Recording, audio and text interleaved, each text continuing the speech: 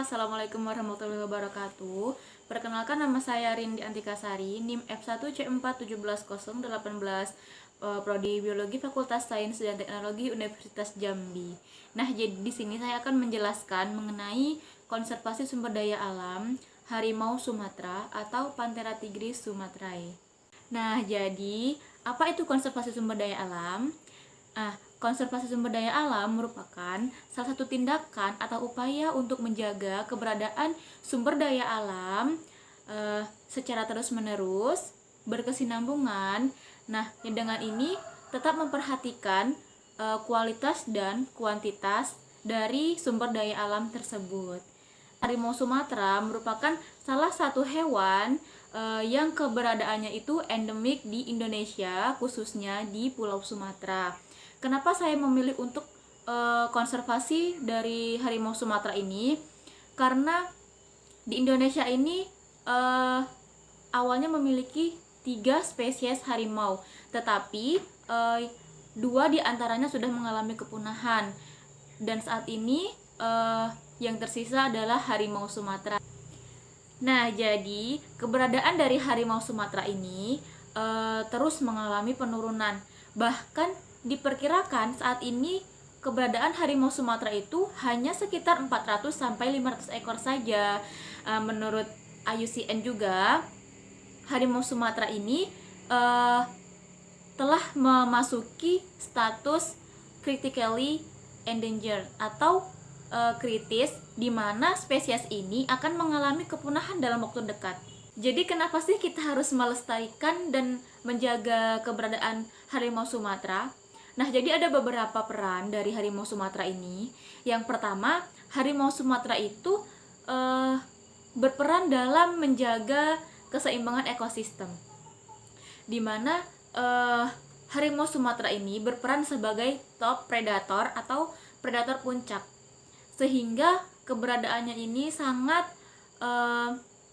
mempengaruhi dari siklus makan suatu ekosistem. Kemudian harimau Sumatera ini juga berperan sebagai bioindikator sehatnya suatu ekosistem. Jadi jika keberadaan harimau Sumatera itu sudah tidak ada atau sudah terganggu, maka dapat dipastikan kesehatan ekosistem itu juga bakalan terganggu, teman-teman. Nah, jadi apa sih yang akan terjadi kalau harimau Sumatera itu sudah tidak ada lagi keberadaannya atau sudah mengalami kepunahan? Nah, jadi yang pertama, hewan omnivora dan herbivora akan mengalami ledakan populasi atau populasinya akan meningkat drastis. Hal ini akan mengakibatkan berdampaknya pada ketersediaan makanannya, gitu. Jadi akan mengganggu siklus makan dan dimakan atau siklus rantai makanannya.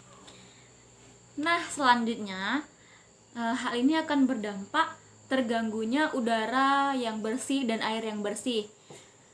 Kenapa? Karena adanya ledakan populasi yang tadi itu akan mengakibatkan berkurangnya pepohonan, tumbuhan yang pastinya akan mengganggu sirkulasi udara, akan mempengaruhi udara yang bersih dan tentu saja air yang bersih.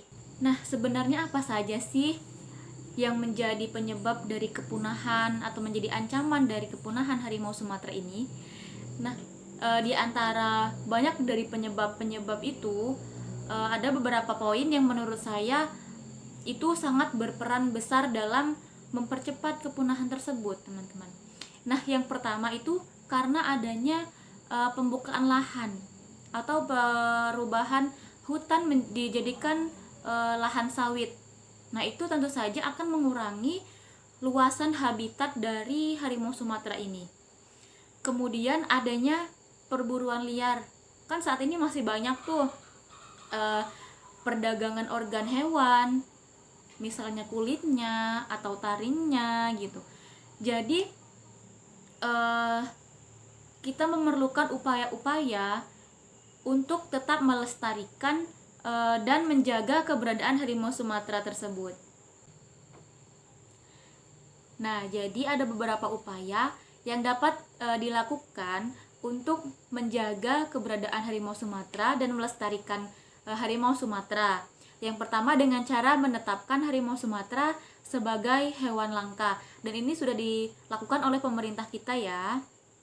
Nah, yang kedua dengan cara penangkaran harimau Sumatera. Penangkaran ini dapat dilakukan dengan cara in situ dan ex situ.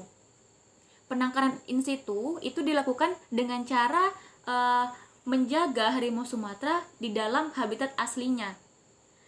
Sedangkan secara ex situ itu dilakukan penangkaran dengan membawa harimau Sumatera itu di luar dari habitat aslinya. Nah, cara selanjutnya yaitu dengan cara penegakan hukum, di mana dilakukan dengan cara pemberian sanksi atau hukuman kepada orang-orang yang masih melakukan perburuan liar terhadap harimau Sumatera dan terhadap kelompok orang atau orang-orang yang melakukan pembukaan lahan secara ilegal. Cara terakhir yaitu dengan cara memperbaiki ekosistem. Jika ekosistem sudah baik, teman-teman, maka rantai makanan dalam suatu ekosistem itu juga akan baik. Maka harimau Sumatera pun keberadaannya juga dapat dipertahankan. Sebaliknya juga dengan jika ekosistemnya rusak, maka keberadaannya juga rusak dong, karena ketersediaan makanannya yang menjadi sedikit atau terganggu gitu. Jadi semua itu juga tidak terlepas dari peran pemerintah dan masyarakat. Pemerintah dan masyarakat ini harusnya bekerja sama untuk saling menjaga keberadaan harimau Sumatera tersebut. Jadi hanya itu yang dapat saya sampaikan. Kurang lebihnya saya mohon maaf. Semoga video ini bermanfaat ya. Wassalamualaikum warahmatullahi wabarakatuh.